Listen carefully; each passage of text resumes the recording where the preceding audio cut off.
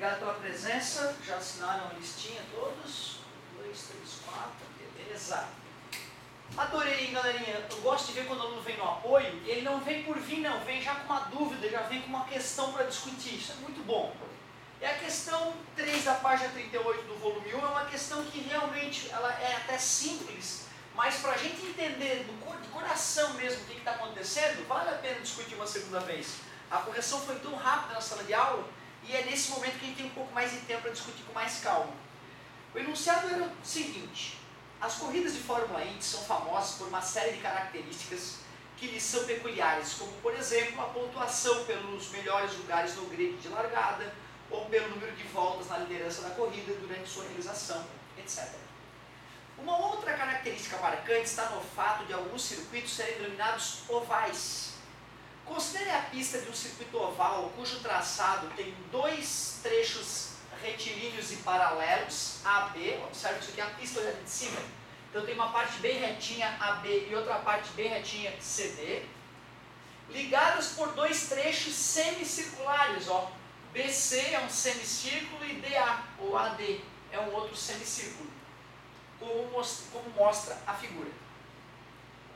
Imaginando que um carro percorra os trechos retilíneos e curvilíneos com velocidade constante, ou seja, o carro quando estava aqui tinha uma velocidade V, quando estava aqui a velocidade dele era a mesma velocidade V, quando ele passou por aqui ele estava com uma velocidade V, quando ele chegou aqui ele estava com uma velocidadezinha V, fazendo a curvinha aqui ele estava com uma velocidade V, o tempo inteiro a mesma velocidade em módulo V.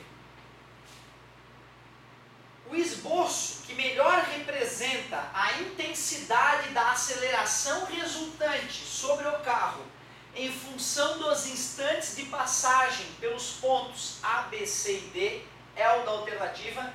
Observa que ele fala no enunciado que o eixo Y vai ser a aceleração, mas ele não escreve lá depois. Ele fala que o eixo vertical é o tempo, e aí pelo menos ali ele colocou T em todos eles. Então, para deixar bem claro, no eixo Y é a aceleração e no eixo X é o tempo. Por que começa no ponto A? Por que no tempo 0 está ali ponto A? Porque ele começou a marcar o tempo na hora que o carrinho passou aqui no ponto A, né? Aí um pouco depois ele passou no ponto B, aí depois ele passou no ponto C, depois ele passou no ponto D e depois volta a passar no ponto A de novo, ó, por isso que o ponto A se repete. Tu vê, ó, ele quer a aceleração resultante. Mas como é que se obtém uma aceleração resultante? Eu preciso da tangencial e da centrípeta. Então vamos começar. Quando o carro passa por A, ele está com uma velocidade V. Aqui no meio ele está com uma velocidade V. E lá no final ele está com uma velocidade V. V quanto, professor? Não sei, pode ser 100, pode ser 200, pode ser 300 por hora.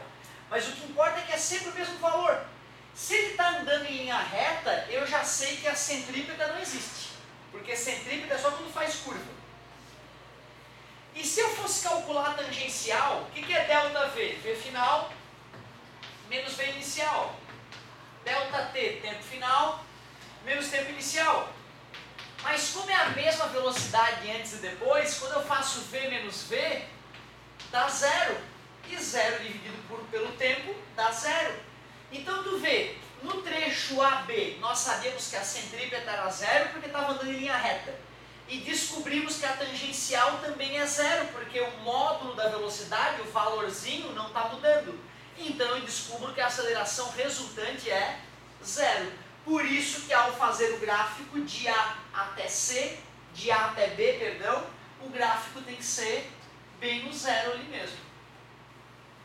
Porém, quando esse cara começa a fazer uma curva a partir do ponto B, embora o valor da velocidade se mantenha o mesmo e, portanto, a aceleração tangencial continua dando 0. Essa aqui passa a ser 0. Mas como ele está fazendo uma curva, a centrípeta não vai ser 0.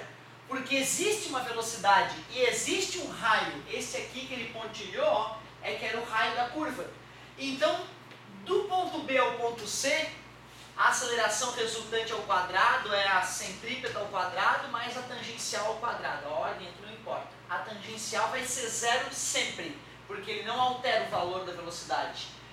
Mas então vai ter aceleração centrípeta, já que ele está fazendo curva. Se eu extraio a raiz em ambos os lados, eu descubro que a aceleração resultante é a própria centrípeta. Eu não sei quanto vale essa centrípeta, mas eu sei que ela não é zero. Outra, isso que é um número elevado ao quadrado vai ficar positivo. O raio é uma distância, obrigatoriamente é positiva. Um número positivo dividido por um número positivo, eu sei que não é zero e que é positiva a resposta. Por isso que eu vou marcar um valor qualquer, que eu não sei quanto é. Então tu vê do ponto B ao ponto C, tem uma retinha ali. Porque tem uma aceleração centrípeta, eu só não sei calcular o quanto. Mas poderia botar mais pra cima? Poderia, como agora como eu estou fazendo genericamente aqui, né? Se agora eu colocar bem em cima lá, ó, não tem problema nenhum. Mas se tivesse tipo 5, aí teria que ser... Pois é, aí se eu pudesse calcular, se desse 5, aí sim, eu ia tomar o cuidado de marcar bem no ponto 5. É que se tivesse valor, teria que saber todas as contas. Né? Aí ele teria que me falar a velocidade do carro, que ele não disse, e ele teria que me falar o raio da curva, que ele também não disse. Então não é só se ele desse os dados para fazer um cálculo. Depois, galera, no ponto C ele volta a andar em linha reta. Ó. Se ele volta a andar em linha reta, a centrípeta volta a dar zero. A tangencial já era zero, por isso que o gráfico vai ficar bem no zero. Quando ele chega no ponto D, ele volta a fazer curva. E quando a gente faz curva, tem um certo raio essa curva. E nós temos uma certa velocidade, vai dar para calcular a aceleração centrípeta. A tangencial continua sendo zero, porque V menos V vai dar zero.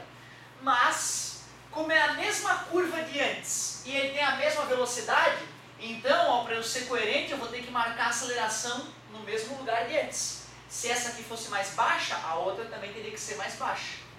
Por isso que este é o gráfico que faz sentido. E o gráfico que está parecido com isso é o da letra E. Ó. Começa lá em zero, depois salta para um certo valor que eu não sei quanto é, volta para zero entre C e D, depois salta para um outro valor que eu não sei quanto é que é. Mas se fosse tipo mais pra cima e mais pra baixo? Aí também, se tivesse dois gráficos, um assim e o outro assim, nós iríamos no primeiro, porque por que mudou o valor da aceleração se isso era igual o tempo inteiro e isso era igual o tempo inteiro? Mas, tipo, não é impossível a velocidade ser igual ao tempo inteiro. Boa! Na prática é impossível. Eu nunca vi na história da Fórmula Indy um cara fazer uma volta inteira exatamente com o mesmo valor da velocidade. Mas já que no enunciado ele falou, considere, imaginando que um carro percorra os trechos com velocidade constante. Né? Então, como no enunciado ele fez esse comentário, né, nós temos que aceitar. Isso vai acontecer direto, tá, gente? Aqui na física de ensino médio, a gente não pode pegar muito pesado, porque a física ela é delicada esse comecinho dela, a gente absorver cada coisa. Então volta e meia ele vai pegar uma situação real e vai tirar um monte de realidade dela, deixando ela bem absurda, só para a gente poder trabalhar os conceitos com mais calma, certo?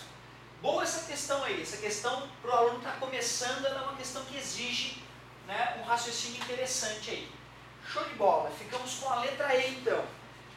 Ó, passado 2 semaninhas que vai ter apoio de física de novo, se tu ainda não estiver satisfeito com essa questão, tu volta a me perguntar. Aí o que eu vou fazer? Eu não vou corrigir do mesmo jeito. Aí eu vou botar números. Ó, imagine que a velocidade é 200. Imagine que a curva aqui tinha 100 metros de raio. E aí nós vamos fazer a conta com números, para facilitar o entendimento da questão. Por que eu não faço isso já? Porque o objetivo aqui é justamente desafiar o teu cérebro a compreender com letra mesmo, sem número. Porque quando a gente bota númerozinho fica mais fácil de entender. Só que a gente precisa dessa abstração, né, de imaginar uma velocidade qualquer e representar ela por V, certo? Mas não se acanhe de uma próxima situação perguntar de novo, certo? Gostei de ver a pedida. Vamos para a próxima duvidazinha de hoje.